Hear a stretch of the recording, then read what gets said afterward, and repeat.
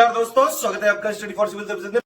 यदि study for civil services के छात्र हैं तो ये वाला टेलीग्राम जरूर ज्वाइन करके रखिए। यूट्यूब चैनल में हमारे साथ है तो भी ये वाला टेलीग्राम ज्वाइन करना बहुत ज्यादा जरूरी है। सारे नोटिफिकेशन, सारे अपडेट, सारे मोस्ट इंपोर्टेंट पिक्स, सारा रिवीजन सब कुछ यहाँ पे बताया जाता है। टेस्ट को ध्यान से अटेम्प्ट करिए और बताइए कितना स्कोर आपने किया है, कितने सही किए हैं टोटल क्वेश्चन में से। सभी लोग अपना अपना स्कोर जरूर कमेंट करिए। नमस्कार, मैं ओम द्विवेदी और स्वागत है आपका स्टडी फॉर सिविल सर्विसेज में, जिसमें आज हम यूपीपीसीएस और आरओ के कुछ क्वेश्चंस डिस्कस करेंगे। और शुरू करने से पहले मैं आपको बता दूं कि स्टडी फॉर सिविल सर्विसेज के कई फ्री और पेड कोर्सेज यूट्यूब और टेलीग्राम पर मौजूद हैं, जिन्हें आप इस लिंक के थ्रू और इन दो नंबर्स पे कॉल करके ज्वाइन कर सकते हैं। और हमारा पहला क्वेश्चन है कि महिला नर्तकी की जो कांस्य की मूर्ति है उसके बारे में निम्नलिखित कथनों पर विचार करना है आपको। Consider the following statement about the bronze sculpture of dancing girl. तो देखिए, ये मोहनजोदारो से मिली है। दूसरा देखिए, ये त्रिभंग नृत्य मुद्रा में खड़ी है। ठीक है, सत्य वाला आपको बताना है। देखिए, दोनों ही सही स्टेटमेंट है। मोहनजोदारो से मिली है और त्रिभंग मुद्रा में। ये आप एक बार फोटो जरूर खोल करके इसकी देख लें कि ये त्रिभंग मुद्रा किस तरह की है ना। कमर पे हाथ रखा हुआ है, दूसरा हाथ सीधा है, तीसरा एक पैर मुड़ा हुआ है। तो ये एक पोजीशन आप एक बार देख जरूर लें। आंसर हो जाएगा इसका सी। बशोली स्कूल ऑफ पेंटिंग से संबंधित कुछ कथन है, उन पर आपको विचार करना है। देखिए, इस स्कूल के पहले संरक्षक कौन थे? राजा कृपाल सिंह। दूसरा, रंगों की विषमताओं को कांगड़ा से शैलीगत रूप से लिया गया है ना। तो सत्य वाला आपको बताना है। देखिए, पहला स्टेटमेंट बिल्कुल सही है, लेकिन दूसरा गलत है, क्योंकि ये कांगड़ा से नहीं, ये मालवा से लिया गया है ना। कौन से? मालवा पेंटिंग से लिया गया है। इसकी जो रंगों की जो विषय कॉन्ट्रास्ट है जो इसमें कलर्स का, वो मालवा से कॉपी किया है। तो सत्य वाला बोलेंगे तो ए आंसर हो जाएगा। पैटकर पेंटिंग के बारे में निम्नलिखित कथनों पर विचार करें। पैटकर पेंटिंग एक स्क्रॉल पेंटिंग है जो बंगाल क्षेत्र से संबंधित है। दूसरा, इस पेंटिंग का सबसे आम विषय क्या है? मानव जीवन मृत्यु के बाद क्या है ना। उसमें सत्य वाला आपको बताना है। देखिए, दूसरा स्टेटमेंट बिल्कुल सही है।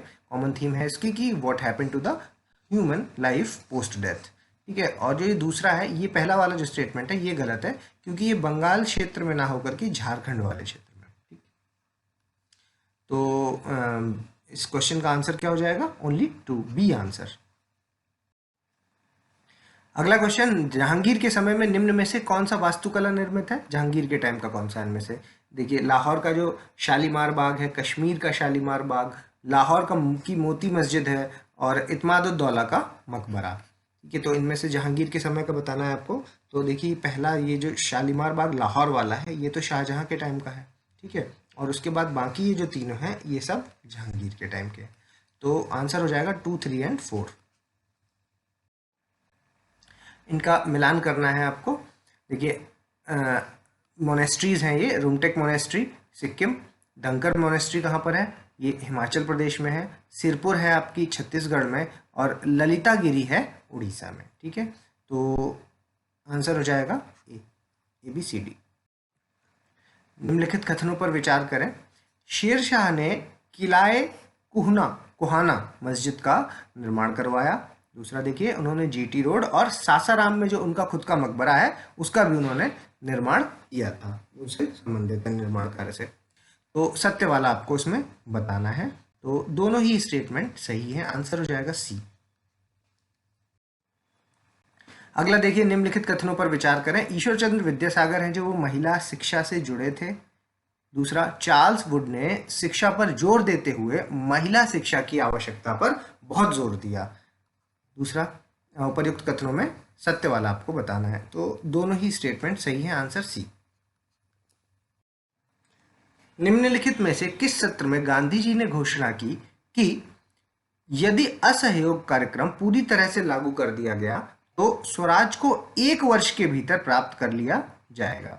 नागपुर सत्र 1920 में, कलकत्ता सत्र 1920 में, अहमदाबाद सत्र 1921 में, या अमृतसर सत्र 1919 में? तो देखिए, ये घोषणा गांधी जी ने नागपुर सेशन में की थी। आंसर हो जाएगा ए।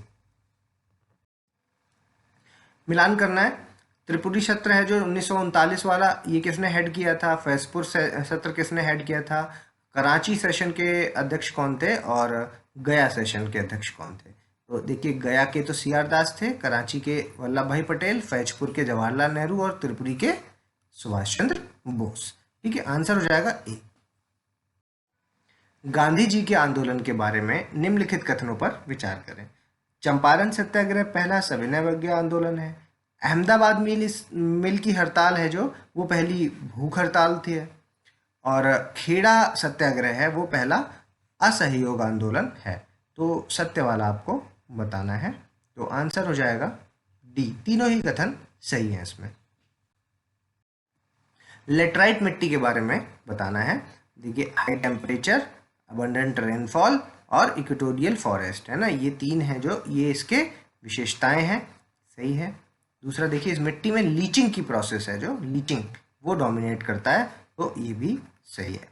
ठीक है, तो सही वाला आपको अगर बताना है तो आंसर हो जाएगा दोनों सी। पेट्रोलियम के प्रमुख खनन केंद्र निम्नलिखित में से कौन से हैं? एप्लेशियन क्षेत्र यूएसए वाला, चीन का सांसी क्षेत्र, या फिर जायरे का कटंगा पठार। तो देखिए, जो कटंगा पठार है ये किस चीज़ के लिए फेमस है? ये है आपका एटॉमिक मिनरल्स के लिए फेमस। ठीक है, एटॉमिक मिनरल्स। और सांसी क्षेत्र है जो, ये कोल के लिए। तो एप्लेशियन है जो, ये इकलौता ऐसा है जो आपका पेट्रोलियम के खनन के लिए फेमस है। ठीक है, तो आंसर हो जाएगा इसका ओनली 1A आंसर। संवहन वर्षा के बारे में निम्नलिखित कथनों पर विचार करें। मतलब कन्वेक्शनल रेनफॉल के बारे में बात हो रही है। देखिए, इस प्रकार की वर्षा जो है वो इक्वेटोरियल बेल्ट में होती है।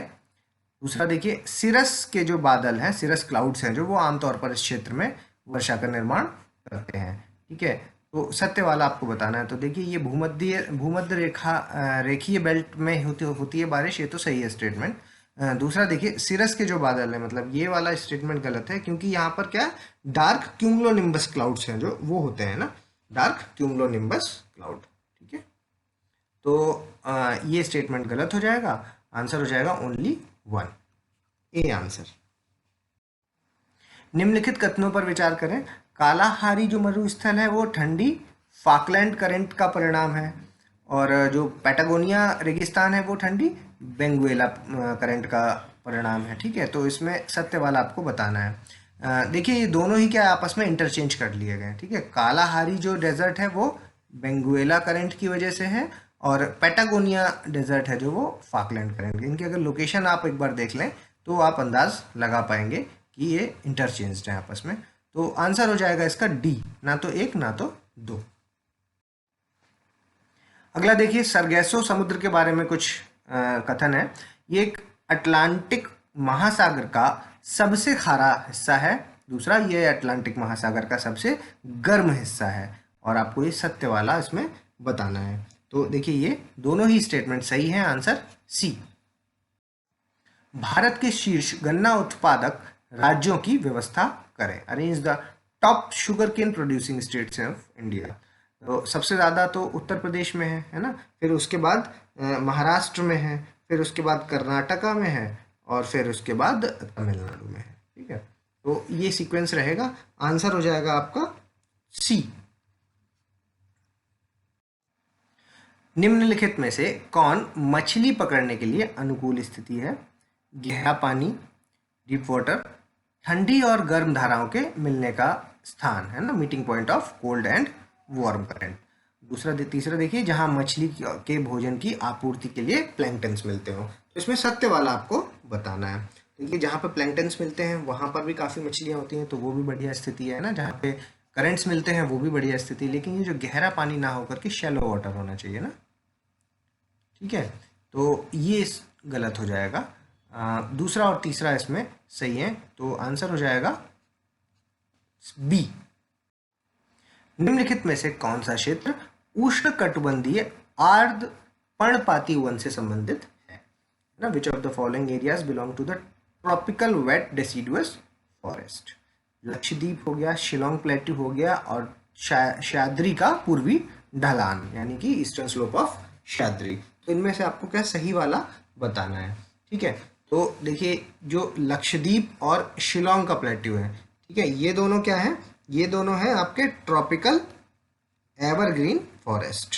ठीक है, और जो ये वाला पार्ट है शाद्री का, जो पूर्वी ढलान है, ये है आपका उष्णकटिबंधीय आर्द्र पर्णपाती वन। तो सत्य वाले में ओनली 3 आंसर इसमें लग जाएगा, डी ऑप्शन।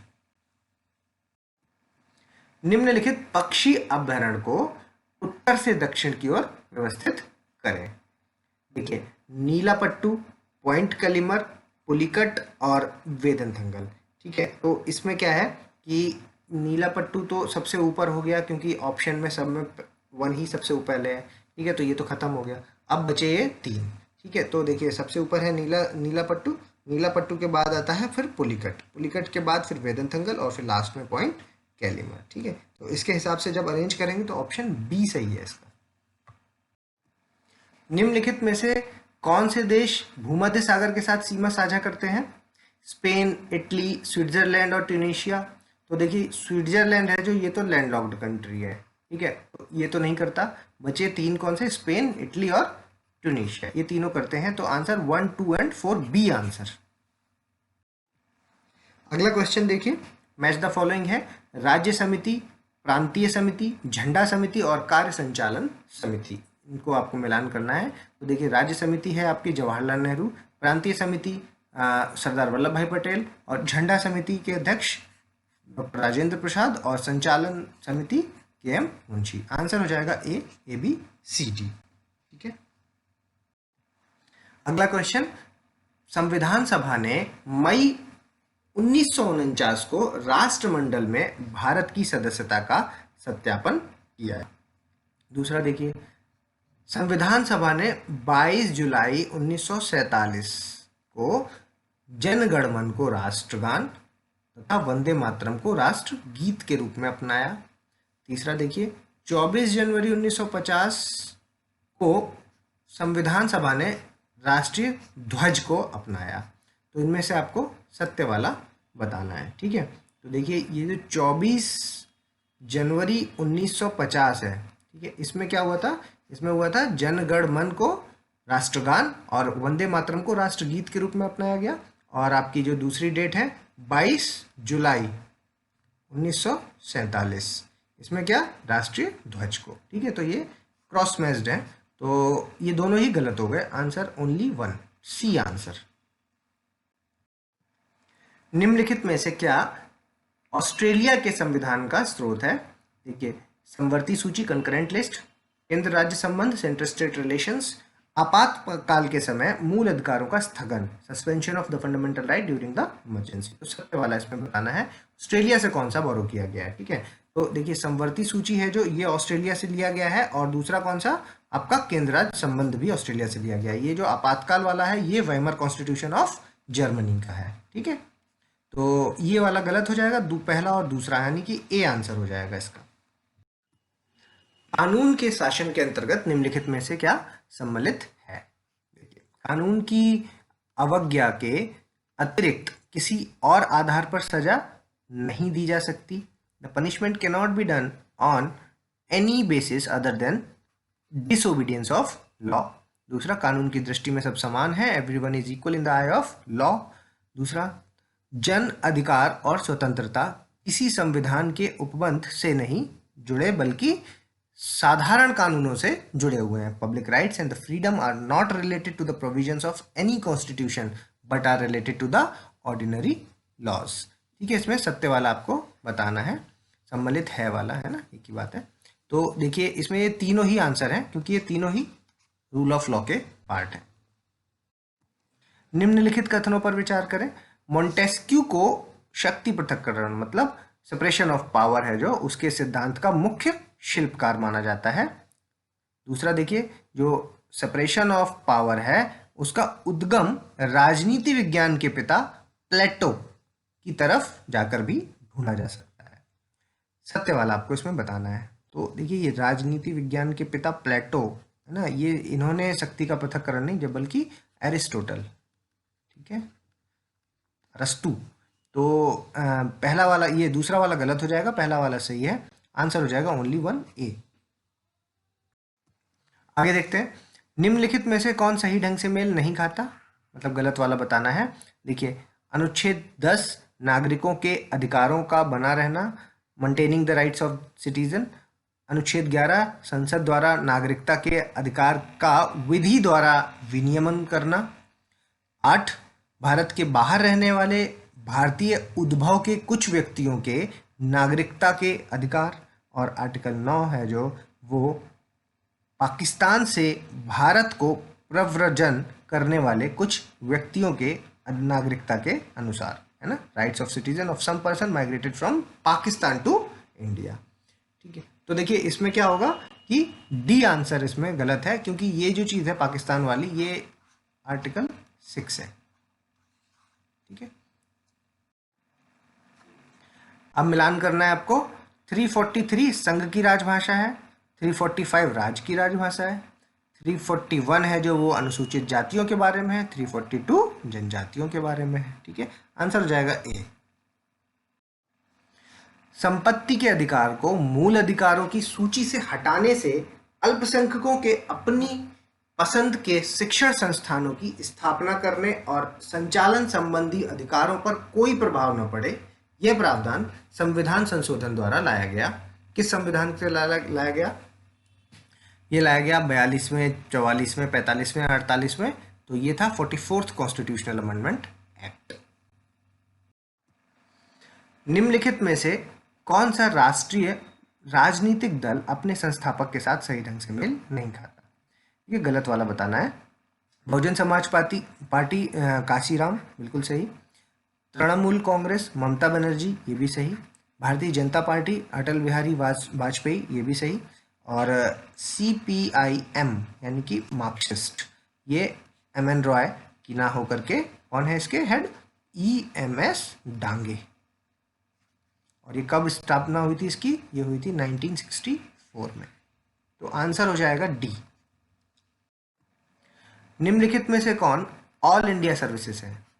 भारतीय प्रशासनिक सेवा, भारतीय पुलिस सेवा, भारतीय डाक सेवा या भारतीय ऑडिट और अकाउंट सेवा, है ना। तो देखिए ये जो दोनों है ये सेंट्रल सर्विस है, ठीक है, और ये दोनों है जो ये ऑल इंडिया सर्विस है। तो 1 और 2 आंसर हो जाएगा। निम्नलिखित में से कौन सा सॉवरेन गोल्ड बॉन्ड्स के बारे में सही है? देखिए सॉवरेन गोल्ड बॉन्ड्स भौतिक सोना रखने का एक विकल्प है। Sovereign gold bonds is a substitute for holding the physical gold, सही स्टेटमेंट है। दूसरा देखिए, इन गोल्ड बॉन्ड्स के इस्तेमाल से बैंकों और NBFC से कर्ज लेने के रूप में भी किया जा सकता है, ठीक है। The bonds can also be used as a collateral for availing the loans from banks and NBFC। तो देखिए ये दोनों ही स्टेटमेंट सही है, आंसर हो जाएगा सी। निम्नलिखित कथनों पर विचार करें।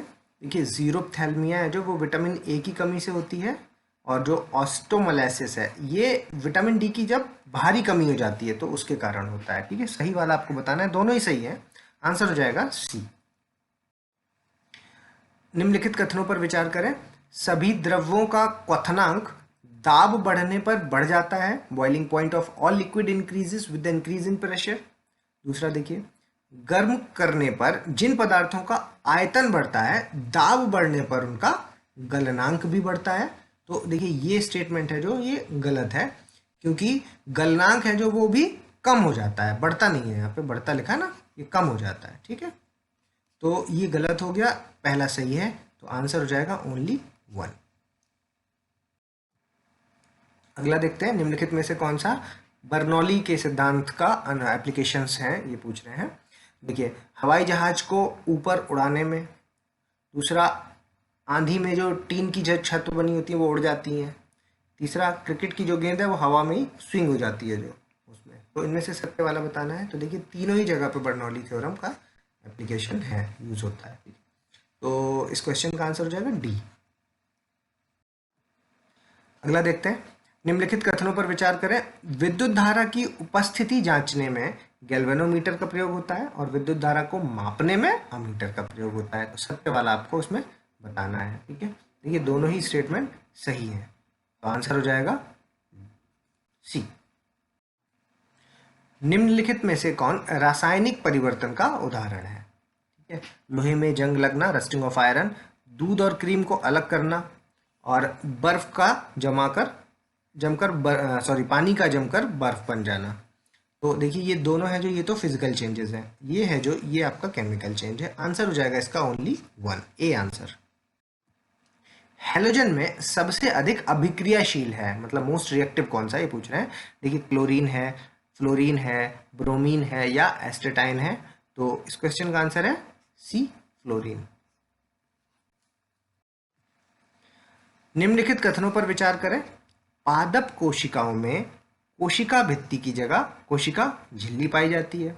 दूसरा देखिए, जंतु कोशिका में कोशिका भित्ति पाई जाती है जो सेलुलोज की बनी हुई होती है। सत्य वाला इसमें बताना है। देखिए, ये दोनों ही स्टेटमेंट गलत हैं क्योंकि इंटरचेंज्ड हैं आपस में। ठीक है, ये जंतु कोशिका का ना होकर के पादप कोशिका होना चाहिए और ये जंतु कोशिका होना चाहिए। ठीक है, आंसर हो जाएगा डी। निम्नलिखित में से कौन से रोगवाहक कीट हैं? विच of the following is a disease carrying insects? ये मच्छर, सीसी फ्लाई और सैंड फ्लाई या फिर घरेलू मक्खी। तो देखिए, ये चारों ही हैं जो ये रोगवाहक कीट हैं। आंसर हो जाएगा इसका डी, इनमें सभी। अगला देखिए, निम्नलिखित में से कौन से ग्रीन हाउस गैसेस हैं? जलवाष्प, वाटर वेपर, मीथेन, फ्लोरिनेटेड गैसें या नाइट्रस ऑक्साइड। तो देखिए, ये चारों ही हैं जो वो ग्रीन हाउस गैसेस हैं। आंसर इसका भी डी ही हो जाएगा। अब इनको क्या है, आपको उत्तर से दक्षिण की ओर लगाना है। तो देखिए, हिंडन हवाई अड्डा कहाँ पर है? ये है आपका गाजियाबाद में, ये है आपका नोएडा में जेवर वाला, और ये खेरिया और ये चाकेरी। तो खेरिया हो गया आपका आगरा में और चाकेरी आपका कानपुर में। तो इनको जब आप ऊपर से नीचे लगाएंगे तो यही सीक्वेंस बनेगा। आंसर हो जाएगा इसका ए। इंदिरा गांधी राष्ट्रीय उड्डयन अकादमी उत्तर प्रदेश में किस जनपद में स्थित है? तो लखनऊ में है, रायबरेली में है, प्रयागराज में या बनारस में? तो ये है रायबरेली में। निम्नलिखित में से कौन से महाजनपद आधुनिक उत्तर प्रदेश, 16 हैं टोटल महाजनपद, उनमें से 8 हैं जो वो उत्तर प्रदेश में मौजूद हैं। तो देखिए, कौन से? कुरु, पांचाल, काशी, कौशल, ये चारों तो हैं ही हैं। तो आंसर तो हो गया इसका डी। इसके अलावा जो बचे हुए 4 हैं वो कौन से हैं? वो है आपका शूरसेन, और उसके अलावा चेदी, उसके अलावा वत्स और मल्ल। ठीक है, ये हैं 8 जो उत्तर प्रदेश में मौजूद है। उत्तर प्रदेश के ऐतिहासिक स्थलों का मिलान करिए। जालौन है जो वो कालपी है, कानपुर देहात है जो वो भितरगांव है, खजुआ ये फतेहपुर में है, और आपका प्रतापगढ़ है जो इसको क्या कहते थे? सराय नाहर राय, है ना। आंसर हो जाएगा इसका A B C D. Uttar Pradesh में निम्नलिखित में से सबसे ज्यादा मेले किस जनपद में लगते हैं? मथुरा में, कानपुर में, हमीरपुर में या झांसी में? तो 89 मेले है ना, 86 मेले हैं जो वो आपके मथुरा में लगते हैं। भारत का सबसे लंबा सड़क आर्च ब्रिज जिसका नाम है वाह ब्रिज, ये निम्नलिखित में से किस जिले में स्थित है? मेघालय में, नागालैंड में, मणिपुर में या सिक्किम में? तो देखिए, ये ईस्ट खासी हिल्स में, यानी कि मेघालय में। ठीक है, ईस्ट खासी हिल्स में। निम्नलिखित में से कौन से जो बैंक हैं वो डीसिप्स हैं, एसआईबी, है ना, डोमेस्टिकली इंपॉर्टेंट बैंक्स हैं जो कि फेल होने के लिए बहुत मुश्किल है, जो कि फेल होंगे उनको इस कैटेगरी में रखा जाता है। और इन तीनों को ही बोला गया है कि कंटिन्यू करेंगे ये डीसिप के की तरह। और कौन से हैं? State Bank of India, ICICI और एचडीएफसी। तो आंसर इसका हो जाएगा डी। निम्नलिखित कथनों पर विचार करें। Consider the following statement. देखिए, Covishield is a name given to the corona virus vaccine developed by the Oxford AstraZeneca. ठीक है, कोविशील्ड है जो वो ऑक्सफोर्ड जेनेका द्वारा विकसित कोरोना वायरस वैक्सीन को दिया गया नाम है। इसके अलावा कोवैक्सिन है जो वो भारत की एकमात्र स्वदेशी कोरोना वैक्सीन है जिसे रोग पैदा करने वाले जीवित सूक्ष्म जीवों को निष्क्रिय कर विकसित किया गया है। ठीक है, तो इनमें से सही वाला आपको बताना है। तो देखिए, दोनों ही स्टेटमेंट सही है। आंसर हो जाएगा सी। 850 मेगावाट की रटल जल विद्युत परियोजना है जो ये भी हाल ही में पास की गई है। तो इसके लिए कुछ फंड एलोकेट किया गया है, जनवरी की ही न्यूज़ है। तो ये पूछा जा रहा है कि आपका किस नदी पर स्थित है। ठीक है, तो नदी है इसमें झेलम, चेनाब, ब्यास या रावी। तो ये चेनाब नदी पर बन रहा है।